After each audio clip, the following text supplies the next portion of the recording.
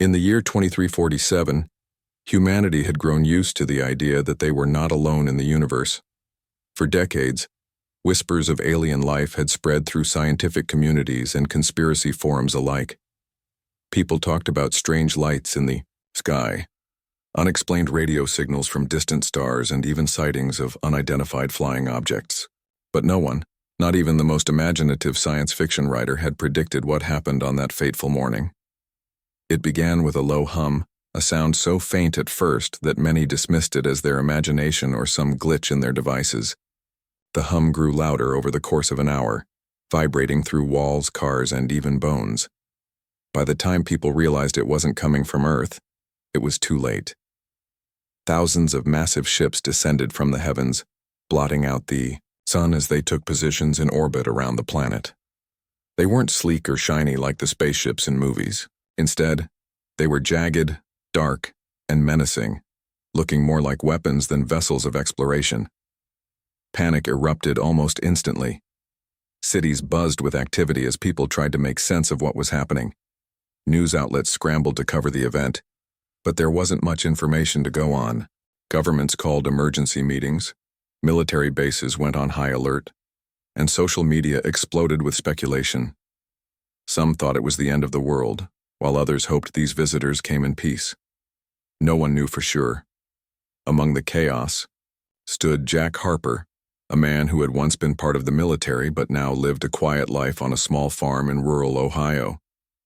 He watched the sky from his porch, his hands gripping the railing tightly.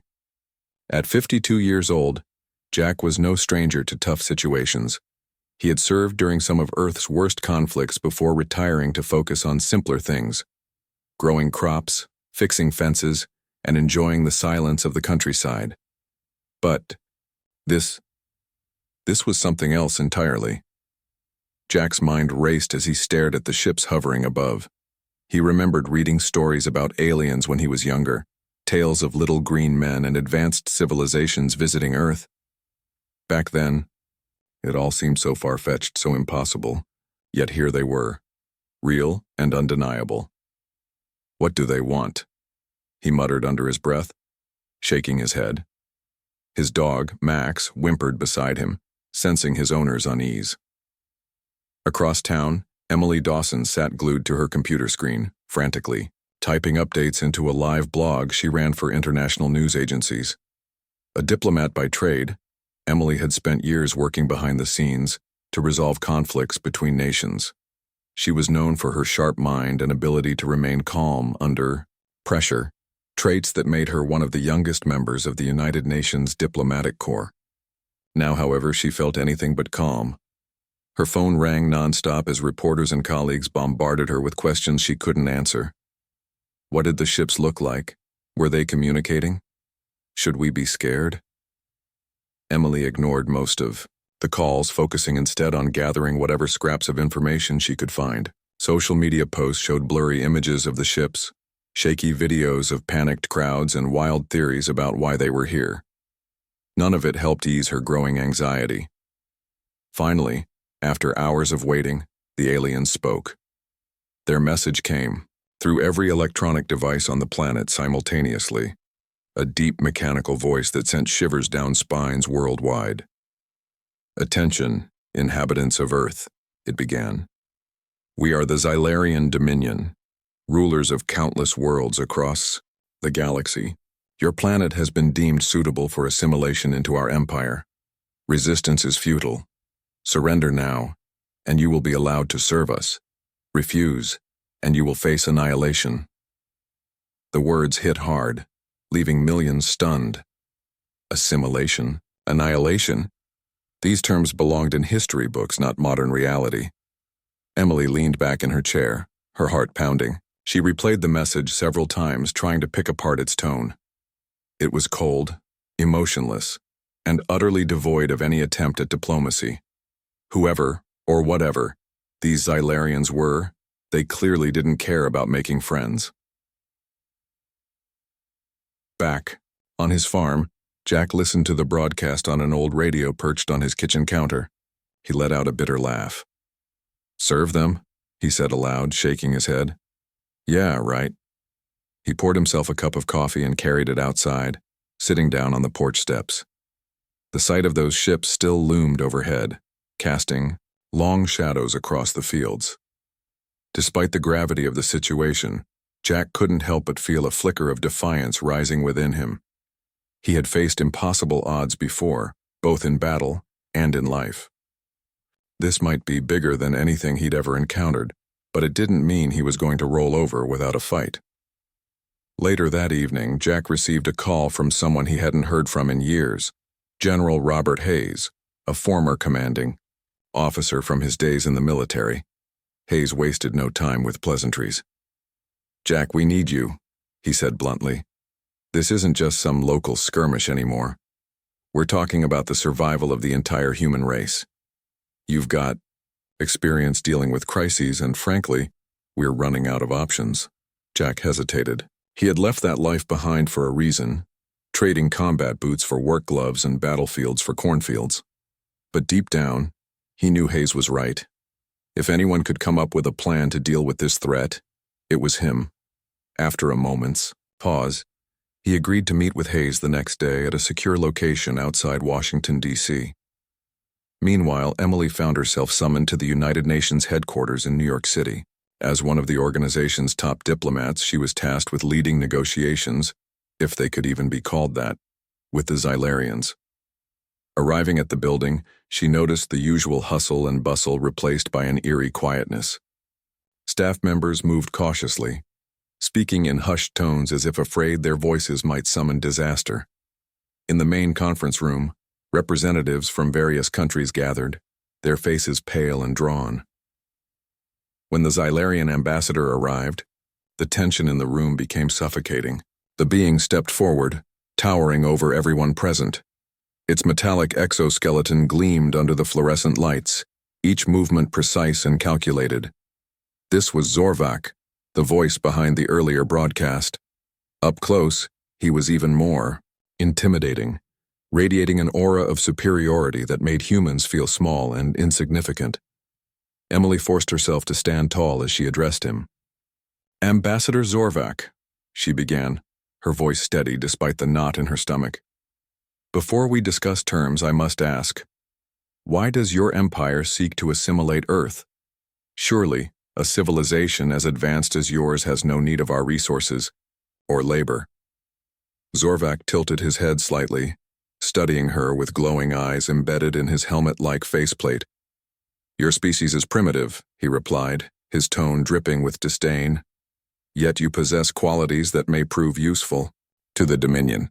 Compliance ensures your survival. Defiance guarantees destruction." The room fell silent. Emily clenched her fists beneath the table, fighting the urge to argue. Instead, she nodded politely and continued asking questions, probing for weaknesses in the Xylarian mindset. Every answer Zorvak gave only reinforced his arrogance, but Emily filed away every detail, hoping to use it later. As the meeting dragged on, Jack arrived at the secure facility where Hayes awaited him. Inside, a team of scientists and strategists briefed him on everything they knew about the Xylarians so far. Most of it wasn't encouraging. The invaders' technology was light years ahead of anything humanity possessed, rendering conventional weapons nearly useless. Worse yet, their ships were shielded against missile attacks, leaving Earth's militaries powerless. But then Hayes mentioned something that caught Jack's attention. Decades ago, researchers had discovered an ancient artifact buried deep beneath Antarctica. Dubbed Eclipse, it contained technology far beyond human understanding, including the potential to manipulate energy fields. While incomplete, Eclipse might offer a way to disable the Xylarian fleet if activated properly. Jack listened intently, his mind already racing with possibilities. If Eclipse worked, it could turn the tide in humanity's favor. But getting it operational and ensuring it didn't backfire would require skill, precision, and a whole lot of luck. Still, it was better than sitting around waiting to be conquered. By the time Jack returned home, the weight of responsibility settled heavily on his shoulders. Tomorrow he would travel to Antarctica to oversee preparations for Eclipse. Tonight, though, he simply wanted to clear his head. Sitting on his porch once more, He gazed up at the stars obscured by the alien ships. Somewhere out there, other civilizations existed, thriving or struggling just like Earth. And now one of them had decided to take what wasn't theirs. Jack sighed, taking another sip of coffee. Whatever happened next, humanity wouldn't go down without a fight. The next morning, Jack Harper woke up before sunrise. The sky was still dark, but the glowing outlines of the Xylarian ships hung ominously overhead, casting an eerie light across the fields. He dressed quickly, packing only the essentials. Change of clothes, a few tools he always kept handy, and a small notebook filled with scribbled ideas from his days in the military. Max, his loyal dog, wagged his tail hopefully as Jack zipped up his bag. "Not this time, buddy," Jack said softly, patting the dog's head. "You've got to hold down the fort while I'm gone." Max let out a soft whine, sensing that something big, and possibly dangerous, was about to happen. Jack gave him one last scratch behind the ears before heading to the truck parked outside. As he drove away, he glanced back at the farmhouse in the rearview mirror. It had been his sanctuary for years, a place where he could escape the chaos of the world. Now it felt like just another fragile piece of Earth under threat. Meanwhile, Emily Dawson sat on a plane bound for Antarctica. She had been invited to join the team working on Eclipse after her diplomatic efforts impressed General Hayes. Though diplomacy seemed futile against beings like the Xylarians, Emily couldn't shake the feeling that understanding their psychology might still play a role in humanity's survival. Her mind raced as she reviewed notes on Zorvak's behavior during their meeting. His arrogance struck her as both a weakness and a challenge. How could anyone so convinced of their own superiority be swayed? When the plane landed on a remote airstrip near the research base, Jack was already there waiting. He greeted Emily with a firm handshake and a nod. "Glad you're here," he said simply. There wasn't much time for pleasantries. They were ushered immediately into a briefing room deep beneath the icy surface. Inside, a group of scientists and engineers huddled around a large table covered in blueprints and diagrams. At the center of it all stood Dr. Laura Bennett, the lead scientist overseeing Eclipse. Laura was younger than Jack expected, probably in her early 30s, with sharp features and an intense gaze that suggested she rarely slept.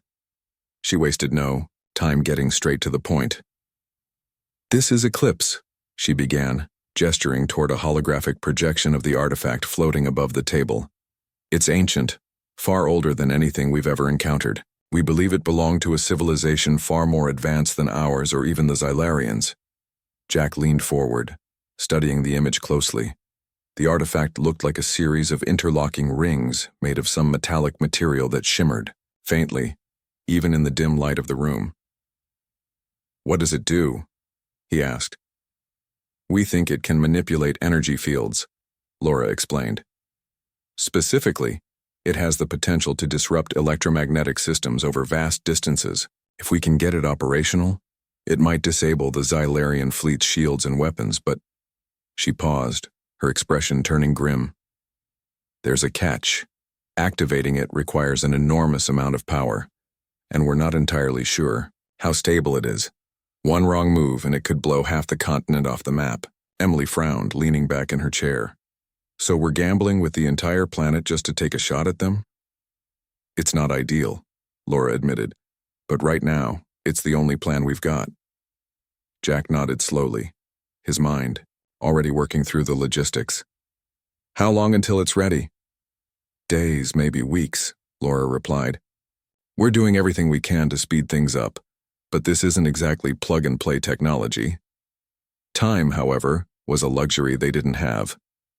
Outside, the Xylarians continued their ominous presence in orbit, broadcasting reminders of their ultimatum every 6 hours. "Surrender or perish," Zorvak's voice boomed across the globe, sending fresh waves of fear through populations already teetering on the edge of panic. Riots broke out in major cities as people demanded answers from their leaders. Some called for immediate surrender, believing resistance would only lead to annihilation. Others argued that humanity should fight to the bitter end, refusing to bow to alien overlords. Back at the UN headquarters, Emily found herself caught between these two extremes. Each day brought new challenges as she tried to maintain order among fracturing global alliances. Some nations wanted to strike preemptively, launching whatever weapons they had left at the Xylarians in hopes of causing damage. Others pushed for complete capitulation, arguing that survival, even under oppressive rule, was better than extinction. Emily listened to both sides, her frustration mounting with each passing hour. Neither option felt right. Surrender meant giving up everything humanity had worked for, while blind retaliation risked provoking the Xylarians into wiping out Earth entirely. Her thoughts kept circling back to Jack and the team in Antarctica. If anyone could find a way to level the playing field, it was them. But until then, she needed to buy them time. During another tense negotiation session with Zorvac, Emily decided to test the limits of the Xylarian ambassador's patience. Instead of agreeing to terms outright, she peppered him with questions designed to delay the process. Why did the Dominion choose Earth? What benefits did they expect to gain from assimilation? How many worlds had resisted, and what had happened to them? Zorvac's responses grew increasingly terse. Your incessant queries are inefficient, he snapped at one point, his glowing eyes narrowing. Compliance is simple. Obey and you will live. Resist and you will die. Emily smiled faintly, though her stomach churned with nerves. Efficiency is important, Ambassador, but so is clarity. Surely a civilization as advanced as yours understands the value of thorough communication. Zorvac stared at her for a long moment, seemingly unsure whether to interpret her words as mockery or genuine inquiry. Finally, he dismissed her with a wave of his hand. Return when you are prepared to submit. As soon as the meeting ended, Emily hurried back to her office, jotting down observations about Zorvac's reactions. His irritation confirmed what she suspected. The Xylarians valued efficiency above all else. Any delay, any hint of disorganization, annoyed them. This insight gave her an idea, one she hoped might buy Jack and the others precious time. While Emily played diplomat, Jack threw himself into the work at the Antarctic base. Days blurred together as he collaborated with Laura and her team to refine Eclipse's activation sequence. The artifact was unlike anything humanity had ever encountered, its mechanisms defying conventional physics. Progress came in fits and starts, with moments of breakthrough followed by setbacks that threatened to derail the entire project. One evening, as Jack pored over technical schematics, Laura approached him with a steaming cup of coffee. You look like you haven't slept in days, she remarked, handing him the mug. I haven't, Jack admitted, taking a grateful sip. Too much to do. You're not going to be any good to us if you collapse from exhaustion, Laura said, firmly. Take a break. Even soldiers need rest.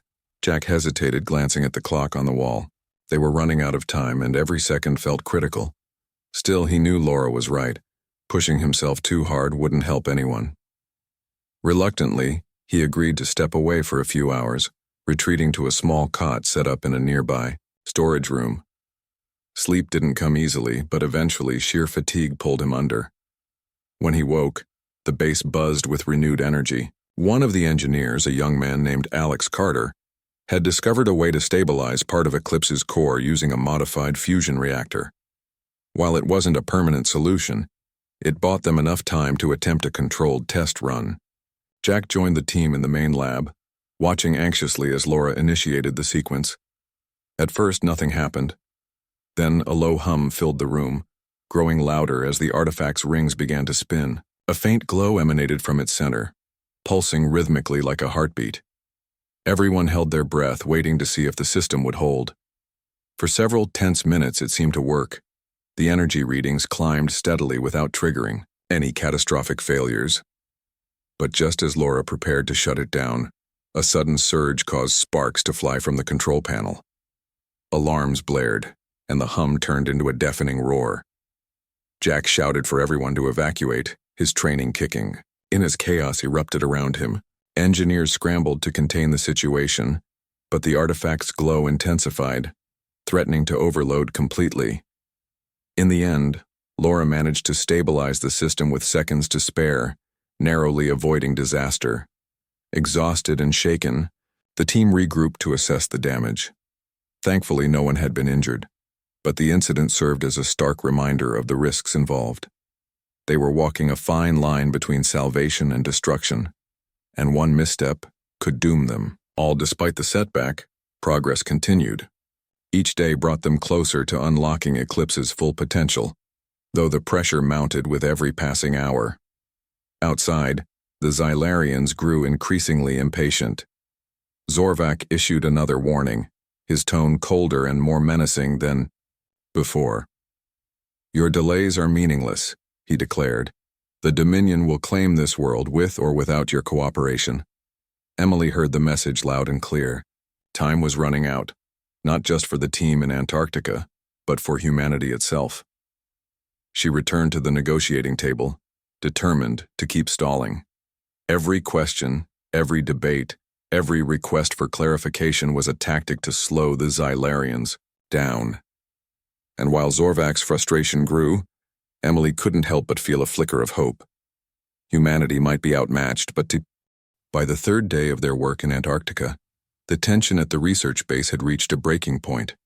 The team knew they were racing against time, but the enormity of what they were trying to accomplish weighed heavily on everyone. Jack Harper moved between the scientists and engineers, offering encouragement where he could, though his own doubts gnawed at him. He wasn't a scientist or an engineer. He was just a man who understood strategy and survival. But even he could see how fragile this operation truly was. Dr. Laura Bennett spent most of her time hunched over computers, her fingers flying across keyboards as she adjusted calculations and ran simulations. Her eyes were bloodshot from lack of sleep, and her voice grew hoarser with each passing hour. Still, she refused to slow down. "We're close," she muttered to herself more than anyone else. "We have to be." Alex Carter, the young engineer, who had helped stabilize part of Eclipse's core, worked tirelessly alongside her. His youthful enthusiasm hadn't faded, even after the near disaster during the test run. If anything, it seemed to fuel him further. "What if we tweak the power flow here?" he suggested one evening, pointing to a section of the blueprint spread out on the table. "It might reduce the risk of another surge." Laura nodded thoughtfully, jotting down notes before turning back to her screen. Jack watched them both, impressed by their determination but also aware of the stakes. Every decision they made carried the potential for catastrophic consequences, not just for the team but for the entire planet. Emily Dawson, meanwhile, continued her diplomatic dance with Zorvac. Each meeting felt like walking a tightrope, balancing between defiance and submission. She had learned that the Xylarians valued efficiency above all else, which gave her an edge. By peppering Zorvac with endless questions and requests for clarification, she managed to stretch negotiations far longer than anyone expected. But the ambassador's patience was wearing thin. "You waste our time with trivialities," Zorvac growled during one particularly tense session. His metallic exoskeleton creaked slightly as he shifted his weight, a subtle sign of irritation. "Your species is unworthy of such consideration." Emily forced a calm smile, though her heart raced. "Ambassador, I assure you these are not trivial matters. Understanding your expectations fully will ensure a smoother transition, if that is indeed what lies ahead." Zorvac's glowing eyes narrowed, studying her carefully. For a moment, Emily wondered if she had pushed too far. Then with a dismissive wave, he turned and exited the room, leaving her to exhale a shaky breath. It was working, for now. But she knew she couldn't keep this up forever. Back in Antarctica, the team faced another challenge. The fusion reactor powering Eclipse was showing signs of strain. Designed to handle extreme conditions, it still struggled under the demands of the artifact's energy requirements. Without a stable power source, activating Eclipse on a global scale would be impossible. "We need more time," Laura said bluntly, during a late-night meeting. "If we push the reactor too hard, it'll fail completely and we won't get a second chance." Jack frowned, pacing the length of the room. "How much time are we talking about?" "At least 48 hours, Laura replied. "Maybe 72 if we're lucky." "That's time we don't have," Jack shot back. Zorvac isn't going to sit around waiting while we tinker with this thing. They'll attack soon, and when they do, we need to be ready. Emily called in later that night, updating the team on the latest developments with the Xylarians. They're getting restless, she reported. I can tell Zorvac wants to move forward, but there's some kind of internal debate happening among their leadership. I think they're divided on how to proceed. Divided? Jack echoed, leaning closer to the communication device. You mean they're not united on invading us? It's hard to say for sure, Emily admitted. But my guess is that some factions within their empire see Earth as more trouble than it's worth. Others seem determined to prove their dominance no matter the cost. Jack exchanged a glance with Laura. This was useful information. If they could exploit those divisions somehow, maybe they could buy themselves the extra time they needed. But how? An idea began to form in Jack's mind. A risky one, but perhaps their only option. What if we hit them first, he suggested suddenly. Not with Eclipse, not yet. Smaller-scale attacks to disrupt their systems and make them think twice about launching a full assault. Laura raised an eyebrow. You mean sabotage? Exactly, Jack said. We use pieces of Eclipse's technology to create localized electromagnetic pulses, EMPs. They won't be strong enough to take out the entire fleet, but they'll disable scout drones, weapon systems, and communication networks. It'll confuse them, slow them down, and give us breathing room. The room fell silent as the others considered the plan. Finally, Laura nodded slowly. It's risky, but it could work. We'd need to act fast, though. Then let's get moving, Jack said firmly. We don't have a choice.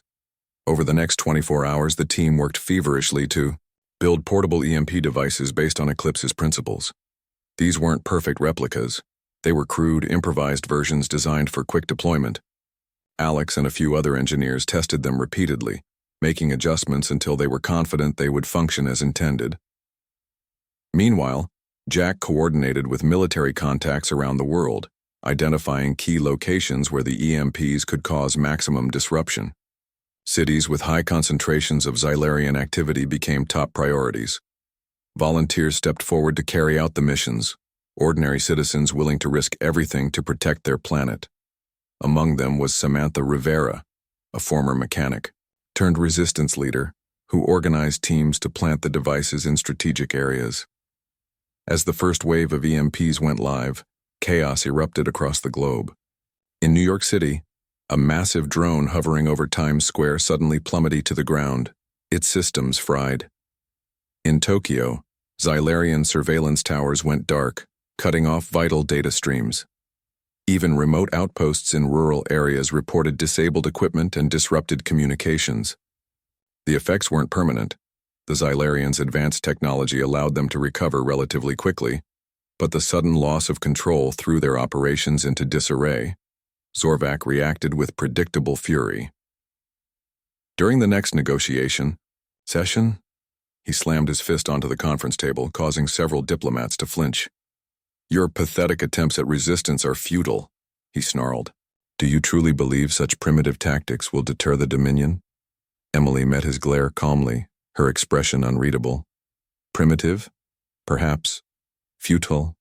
That remains to be seen. Her words seemed to strike a nerve. Zorvac hesitated, his glowing eyes flickering with something akin to uncertainty. Emily seized the opportunity. Surely a civilization as advanced as yours has encountered challenges before. Tell me, Ambassador, how often does brute force succeed without understanding the enemy?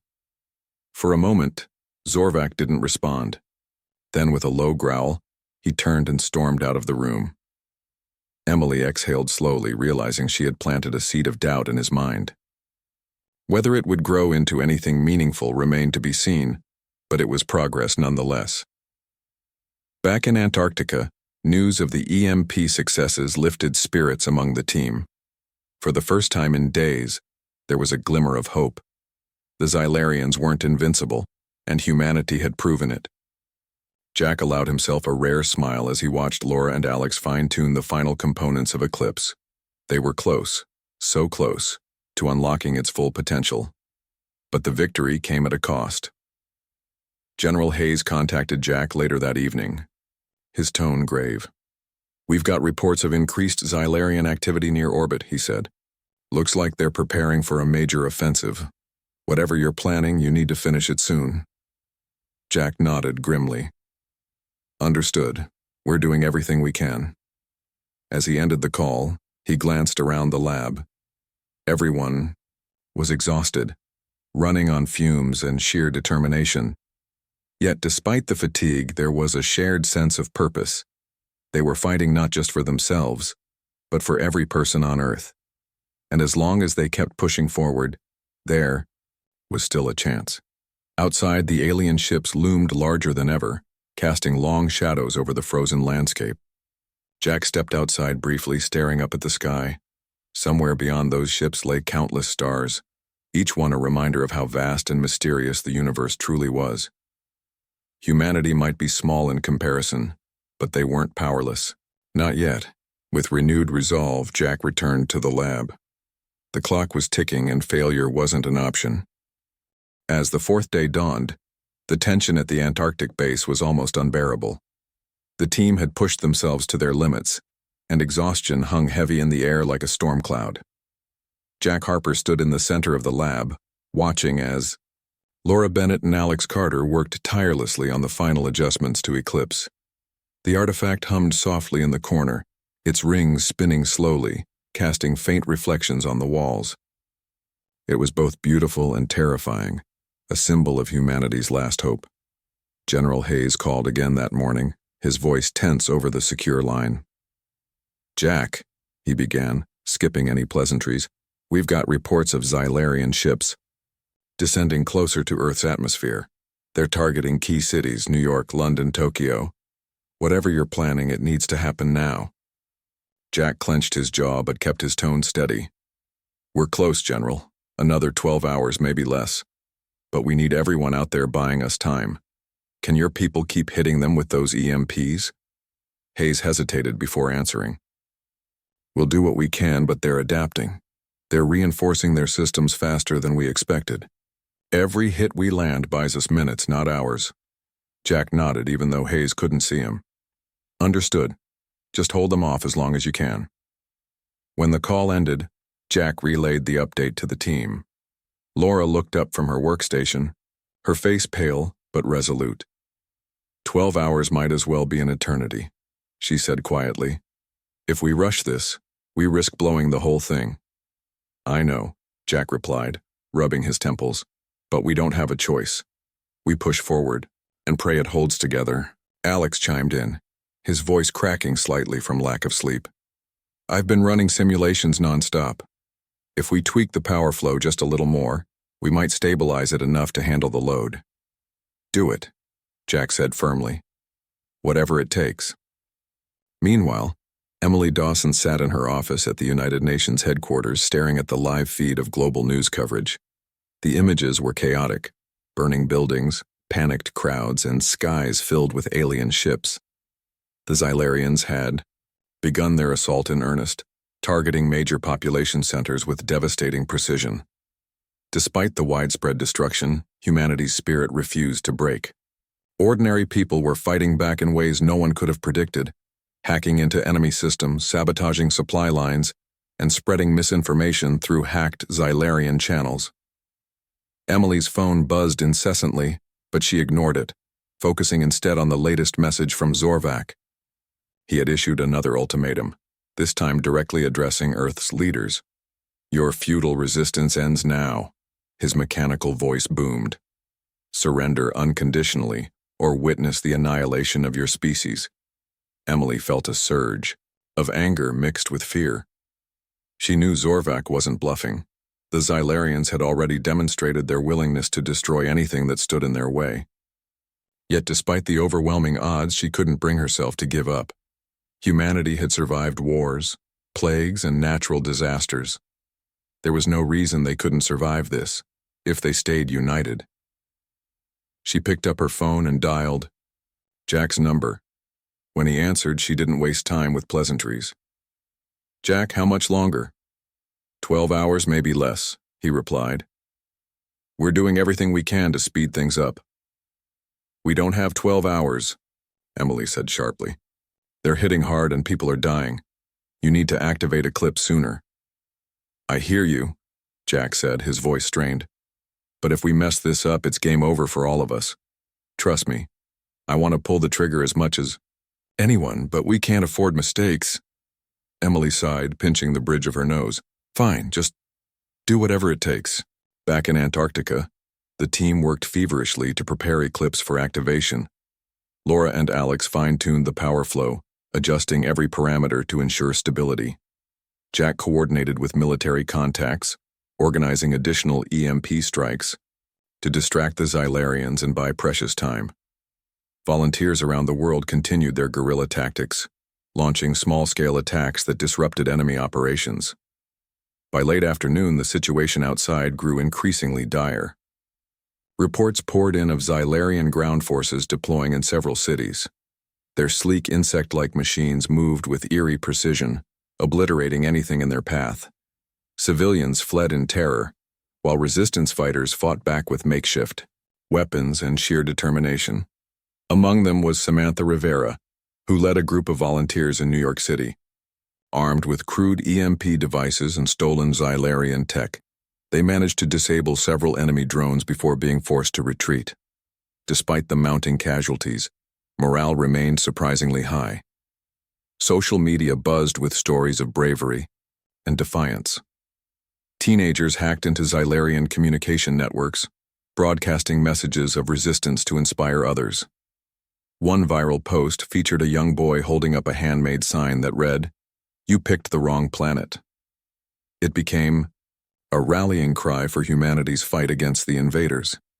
At the Antarctic base, the team finally completed the final adjustments to Eclipse. Laura stepped back from her workstation, her hands trembling with exhaustion. "It's ready," she announced, her voice barely above a whisper.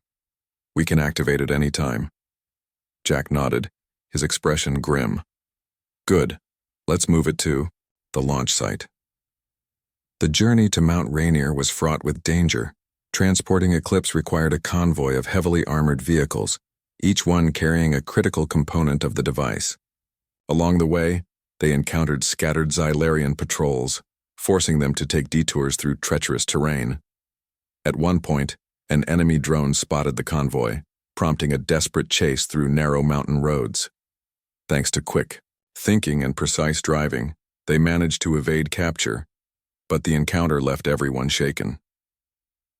By the time they reached the hidden launch site beneath Mount Rainier, night had fallen. The cavernous facility was cold and damp, illuminated only by the glow of portable lights. Engineers worked quickly to assemble Eclipse, piecing together the massive artifact in the center of the chamber. Jack supervised the process, his eyes scanning every detail for potential flaws. Finally, just after midnight, the device was fully operational. Laura double-checked the readings one last time, her face etched with concentration. "It's stable," she confirmed. "Ready to go." Jack turned to the assembled team, his voice steady despite the weight of the moment. "Everyone knows what's at stake. Once we activate this, there's no turning back. If it works, we save the planet. If it doesn't..." He let the sentence trail off, knowing everyone understood the implications. One by one, the team members nodded, their expressions determined. They had come too far to back down now. In New York City, Emily watched as another wave of Xylarian ships descended upon Manhattan. Fires raged in the streets below, and the air was thick with smoke and ash. She knew time was running out, not just for her city, but for the entire world. With trembling fingers, she typed a final message to Jack. "We're counting on you. Do it." Jack received the message moments later. Taking a deep breath, he gave the order. "Activate Eclipse." Laura pressed the button and the artifact roared to life. Its rings spun faster and faster, emitting a blinding light that filled the chamber. A low hum built into a deafening crescendo, shaking the ground beneath their feet. Outside, the effects were immediate. Xylarian ships across the globe began to falter, their shields flickering and failing. Weapon systems went offline, and communication networks collapsed. For the first time, the seemingly invincible invaders experienced fear. Zorvak himself barely escaped aboard his flagship, ordering a retreat as his once mighty armada crumbled around him. On Earth, celebrations erupted, but Jack knew this victory was only temporary. The Xylarians would return, angrier and better prepared. As the Council plotted their next move, Earth quietly fortified its defenses, ready to prove once again that humanity wasn't just a species to be conquered. It was a force to be reckoned with. The activation of Eclipse was unlike anything anyone had ever witnessed. The artifact's rings spun faster and faster, emitting a blinding light that pulsed like a heartbeat. A deep, resonant hum filled the chamber beneath Mount Rainier, vibrating through the walls and into the bones of everyone present. Jack Harper stood at the edge of the platform, his eyes fixed on the glowing core as it surged with energy. Beside him, Laura Bennett monitored the readings on her tablet, her hands trembling slightly as she adjusted the controls. "It's holding," she said, her voice barely audible over the deafening noise. "For now." Jack nodded, but didn't take his eyes off the artifact. He knew better than to celebrate prematurely. This was the moment humanity had been waiting for, their one chance to level the playing field against the Xylarians. But it wasn't over yet. If Eclipse failed, the consequences would be catastrophic. Outside, the effects of the energy wave rippled outward, invisible but undeniable. Across the globe, Xylarian ships began to falter. In New York City, a massive cruiser hovering above, Manhattan suddenly lurched sideways, its shields flickering before collapsing entirely. Below, resistance fighters cheered as they watched the once dominant vessel plummet toward the ground, crashing into the Hudson River in a shower of sparks and debris. In Tokyo, surveillance drones dropped from the sky like dead insects, their systems fried by the EMP-like pulse emitted by Eclipse. Civilians poured into the streets shouting and clapping, some lighting fireworks in celebration. Even in remote areas, the impact was felt. Farmers in rural Australia reported seeing enemy outposts go dark, their menacing machines rendered useless within seconds. Back at the launch site, the team held their breath as the artifact reached its peak output. Laura frantically adjusted settings, trying to prevent an overload. "We're pushing it too hard," she shouted, her voice cracking under the strain. "If we don't shut it down soon, it'll destabilize." "Not yet," Jack barked back. "Give it 10 more seconds. We need to hit them as hard as we can while we have the chance." Alex Carter, who had been monitoring secondary systems, suddenly pointed to a flashing warning on his screen. "Core temperature is rising. It's going to blow if we don't." Before he could finish, the entire facility shook violently. Alarms blared and sparks flew from control panels as the artifact's energy surged beyond safe levels. Jack grabbed Laura's arm and pulled her away from the console, just as a bolt of energy shot out, narrowly missing them both. "Shut it down," he yelled. "Now." Laura fumbled with the controls, her fingers flying across the keyboard. After what felt like an eternity, the artifact began to slow, its rings spinning less furiously as the glow dimmed. The hum faded into silence, leaving only the sound of labored breathing and the faint crackle of damaged equipment. For a moment, no one spoke. Then Alex let out a shaky laugh. Did it work?" Jack turned to Laura, who was still staring at her tablet, her face pale but relieved. "It worked," she confirmed. "Their fleet is crippled. Most of their ships are either disabled or retreating." A cheer erupted from the team, though it was tinged with exhaustion. They had done the impossible. They had struck a blow against an empire that considered itself untouchable. But even as they celebrated, Jack couldn't shake the feeling that this was only the beginning. Meanwhile, Emily Dawson stood on the roof of the United Nations headquarters, watching as the skies above New York cleared. The Xylarian ships that had dominated the horizon mere hours ago were gone, retreating into space. Fires still burned in parts of the city, and smoke hung heavy in the air. But there was a sense of hope among the survivors. People gathered in the streets, hugging each other and cheering, their voices carrying through the night.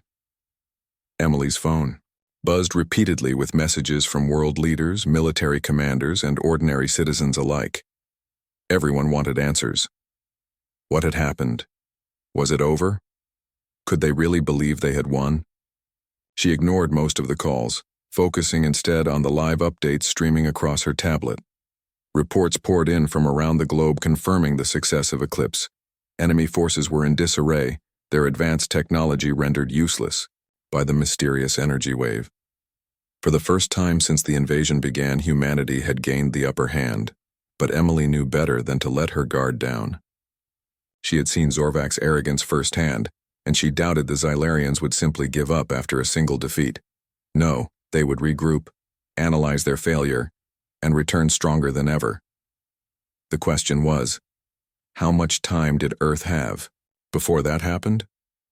Her thoughts were interrupted by a call from General Hayes. When she answered, his tone was urgent. "Emily, we've got reports of Xylarian scouts attempting to recover data from their crashed ships. They're trying to figure out what hit them." Emily frowned. "How many scouts are we talking about?" "Dozens, maybe hundreds," Hayes replied. "They're moving fast and they're armed. We need to destroy any evidence they might find." Emily nodded, even though Hayes couldn't see her.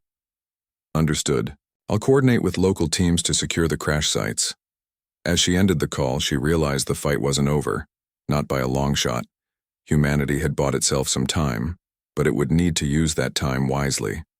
The next step was clear: fortify Earth's defenses, study the wreckage of Xylarian ships, and prepare for the inevitable counterattack. Back in Antarctica, the mood was bittersweet. While the team celebrated their victory, they also mourned the losses that had made it possible. News of civilian casualties continued to pour in, painting a grim picture of the cost of their defiance. Entire neighborhoods had been reduced to rubble, and thousands of lives had been lost in the initial assault. Jack sat alone in a corner of the lab, staring at the artifact that had saved them. It was quiet now, its rings motionless and dull. To the untrained eye, it looked like nothing more than a strange piece of machinery. But Jack knew better. This thing had changed everything. It had given humanity a fighting chance against an enemy they never thought they could beat. Laura joined him after a while, handing him a cup of coffee. "You look like you've got the weight of the world on your shoulders," she said softly. "Feels like it sometimes," Jack admitted, taking a sip. "We did good today, but it doesn't feel like enough." "It's not supposed to," Laura replied. "This isn't the end, it's just the beginning. We've shown them we're not easy prey, but they'll come back. And when they do, we need to be ready." Jack nodded slowly. "Yeah, ready or not, here they come." Across the planet, the aftermath of Eclipse's activation was chaotic but hopeful. In cities where Xylarian forces had wreaked havoc, survivors began the arduous process of rebuilding. Volunteers worked tirelessly to clear debris, tend to the wounded, and provide shelter for displaced families. Social media buzzed with stories of heroism and resilience, inspiring others to join the effort. Among those leading the charge was Samantha Rivera, who had played a key role in disabling enemy drones during the battle. Now she organized cleanup efforts in New York City, rallying volunteers with her infectious energy. "They thought they could break us," she told a crowd of exhausted workers. "But they underestimated us. We're still standing, and we're not going anywhere." Young people, inspired by the resistance movement, began experimenting with ways to adapt Xylarian technology for human use. Teenagers hacked into abandoned drones, repurposing their components to create new tools and weapons. One group managed to salvage a power core from a downed scout ship, using it to restore electricity to a neighborhood that had been without power for days. Even in the face of devastation, humanity refused to give up. The message was clear: Earth would not bow to invaders no matter how powerful they seemed. Far above the planet, aboard his flagship, Zorvak stared at the blue-green orb below with a mixture of fury and unease. His fleet's retreat had been humiliating, a stark reminder of how unpredictable these primitive humans truly were. For decades, the Xylarian dominion had expanded unchecked, assimilating weaker species without resistance. But Earth was different. "We underestimated them," he muttered to himself, his metallic exoskeleton creaking slightly as he paced the command deck. "This will not happen again." Zorvak's second-in-command approached cautiously. "Sir, shall We prepare for another assault? No, Zorvak replied sharply. Not yet. First, we analyze their tactics, their technology. We learn how they achieved this disruption. Then, when we strike, we ensure there is no room for failure. As the flagship disappeared into the depths of space, Zorvak made a silent vow. The humans had made a grave mistake in challenging the Dominion. When the Xylarians returned, they would leave no trace of Earth's defiance behind.